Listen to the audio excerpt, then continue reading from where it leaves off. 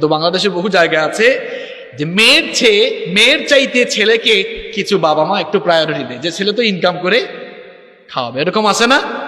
এরকম আছে কিনা? প্রথমে মেয়ে হয়েছে, ছেলে টেলে ছিল না, মেয়েকে কুলে নিত, আদরও করতো। ছেলে হয়ে যাওয়ার পর মেয়েটাকে আর কুলেই নেয় না, ছেলেকে কুলে নিতে নিতে তার অবস্থা খারাপ।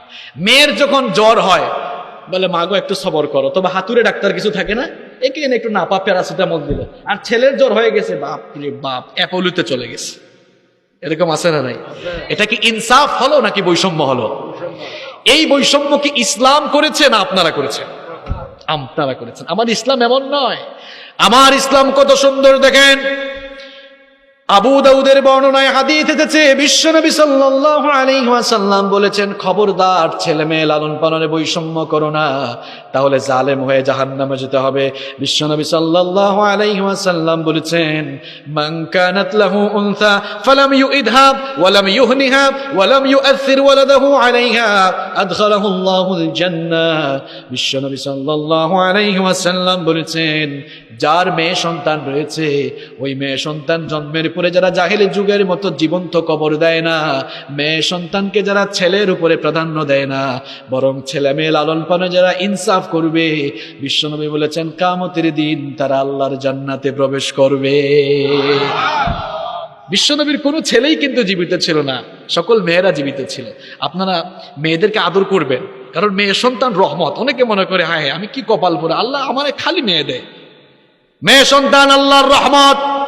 বিশ্বনবী সাল্লাল্লাহু আলাইহি ওয়াসাল্লাম বললেন, আমার সাহাবীরা শোনো, যার ঘরে 3টি কন্যা সন্তান রয়েছে তার কাছে 3টি জান্নাত রয়েছে।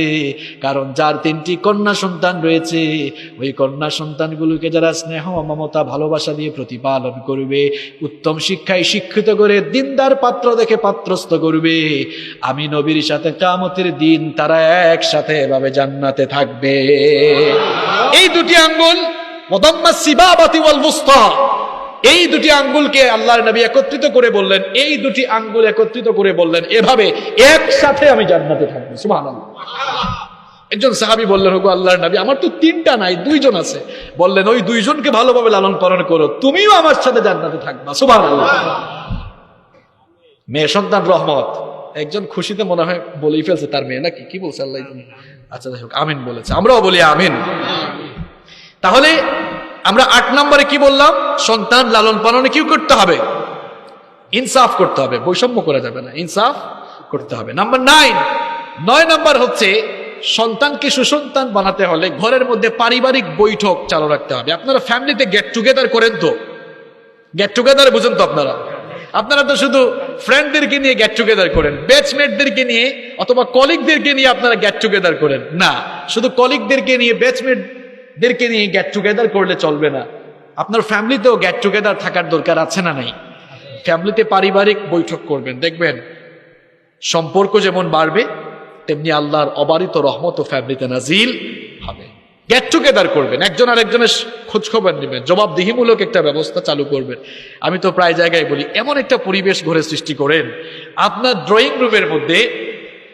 রুমের মধ্যে সোফা তো দিবেন, তো সোফার পেছনে আপনি ছোট করে তাক দিয়ে রাখেন চতুর্দিকে, আর তাকের ভেতরে তাফসীর ঢুকিয়ে রাখেন, হাদিস ঢুকিয়ে রাখেন, বিভিন্ন ধরনের বই ঢুকিয়ে রাখেন। লক্ষ লক্ষ টাকার টাইলস ঘরে লাগাতে পারেন, লক্ষ লক্ষ টাকার ফার্নিচার কিনতে পারেন। কয়েক হাজার টাকার বই কিনা যাবে না? কিনা যাবে কিনা? সকালবেলা ফজরের সালাত আদায় করে ছেলে মেয়ে বউ বাচ্চা সবাইকে নিয়ে বসেন। যদি ঘরে দাদা নানা থাকে, দাদা হাতে নেন কোরআন, এই ছেলে তুমি 2 আয়াত পড়ো। আপনার মেয়েকে বলেন, এই তুমি আরো 2 আয়াত পড়ো। নাতি নাতনিদেরকে দেন, তোমরা এগুলোর অনুবাদ করো, এরপরে আপনি দেখে দেখে ব্যাখ্যা পড়েন। এত সুন্দর পরিবেশ, জান্নাতি পরিবেশ যদি ঘরে সৃষ্টি করতে পারেন, এই ঘরে আর হাঙ্গামা থাকবে? ঝগড়া থাকবে? আমরা আমাদের ঘরে, আমাদের ফ্যামিলিতে এরকম গেট টুগেদার চালু করবো ইনশাআল্লাহ। কয়টা বললাম? 9টা। কষ্ট হচ্ছে আপনাদের? নাম্বার 10 নাম্বার হচ্ছে, আপনার ছেলে মেয়েদেরকে উপযুক্ত বয়সে বিয়ে দিয়ে ফেলতে হবে। আমরা আজকে আমাদের সন্তানগুলোকে উপযুক্ত বয়সে বিয়ে দেই না। অবশ্য রাজবাড়ী, ফরিদপুর এই অঞ্চলের কিছু সুনাম আমি চিটাগাঙে শুনেছি যে আপনাদের এলাকায় খুব তাড়াতাড়ি আপনারা বিয়ে দেন। আমরা এখন 18 বছরের নিচে বিয়ে দেওয়াকে বাল্য বিবাহ বানিয়েছি, আর 12-13 বছর বয়সে যে অবৈধ সম্পর্ক করে প্রেগনেন্ট হয়ে যায়, এটা আমাদের চোখে খারাপ লাগে না? কি আশ্চর্য সমাজ, কি ফালতু সমাজ! 16-17 বছর বয়সে বিয়ে আপনার কাছে আপনার চোখে খারাপ লাগে, আর 14-15 বছর বয়সে প্রেগনেন্ট হয়ে যায়, ওইটা আপনার কাছে খারাপ লাগে না। যদি সমাজ থেকে জেনা ব্যভিচার বন্ধ করতে চান তাহলে বিয়েটাকে সহজ করে দিতে হবে। আমরা বলি প্রতিষ্ঠিত হওয়ার পর বিয়ে করো, আর কোরআনে কারীমে সূরাতুন নূরে আল্লাহ তাআলা বলেছেন আগে বিয়ে করো তারপরে প্রতিষ্ঠিত হও। আমি এই কথাটার ব্যাখ্যা এভাবে দেই, মা বোনরাও শুনছেন, তারাও আজকে বুঝবেন। দেখবেন আপনারা সমাজের বাস্তবতা দেখবেন, যেই ছেলে প্রতিষ্ঠিত হওয়ার পর বিয়ে করে সে তার বউকে দাস দাসীর মতো ব্যবহার করে, কারণ সে তো তার সব কিছু রয়েছে, এখন আর বউয়ের সাপোর্ট তার দরকার নাই। হয়তো তার ফিজিক্যাল চাহিদা থাকতে পারে, কিন্তু মেন্টাল স্যাটিসফ্যাকশন এবং জীবনে এনজয় করার জন্য যে উপাদান সেগুলো তো তার এমনিতেই আছে। আর একটা ছেলে প্রতিষ্ঠিত হওয়ার আগে যখন বিয়ে করে, এই ছেলেটাকে প্রতিষ্ঠিত করার জন্য তার বউ অনেক সাপোর্ট দেয়। এজন্য ওই ছেলেটা প্রতিষ্ঠিত হওয়ার পর প্রত্যেকটা ক্ষণে ক্ষণে তার ওয়াইফকে স্মরণ করে, কারণ তার সফলতার পেছনে তার বউয়ের অনেক ভূমিকা অবদান রয়েছে, ঠিক কি না? এজন্য ইসলামও সেই কথা বলছে যে আগে বিয়ে করেন তারপরে প্রতিষ্ঠিত হয়ে যান। এখন যুবক ছেলেরা খুব খুশি হয়েছে যে হুজুর বহুক্ষণ পরে আমাদের পক্ষে কথা বলছে।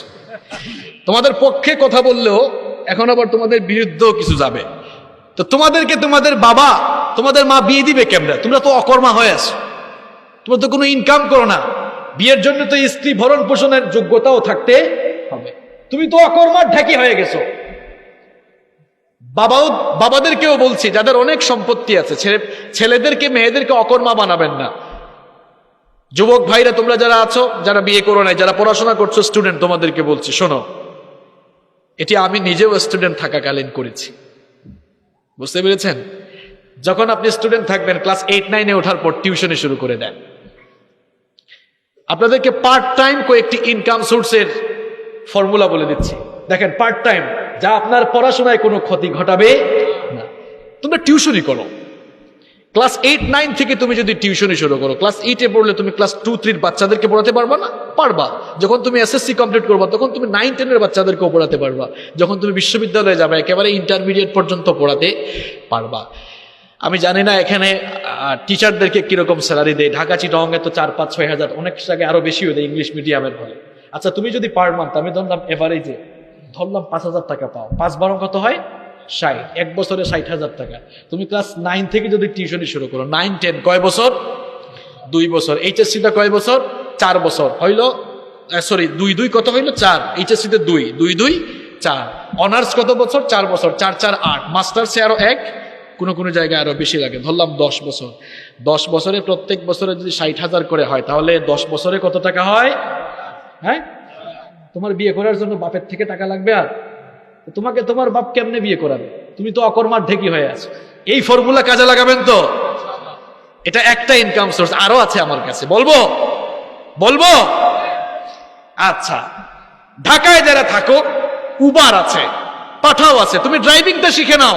স্কুল কলেজ থেকে এসে 2 ঘন্টা উবার পাঠাবে, ড্রাইভিং করো, প্রত্যেক দিনই দেখবা কয়েকশো বা 1000 খানেক টাকা তুমি ইনকাম করতে পারবা।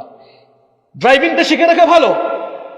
এরপরে দেখো পার্ট টাইম কত কিছু আছে ঢাকায়, রাজবাড়িতে, কত জায়গায়।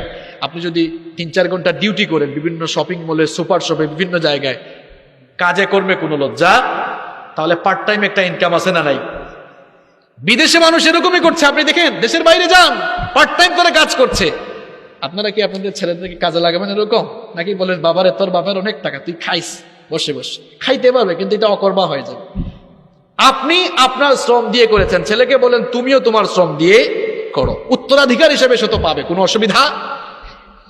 এরপরে দেখো, এখন অনলাইনের যুগ, তুমি চাইলে অনলাইনেও বিজনেস করতে পারো। অনলাইনে করা যায় না?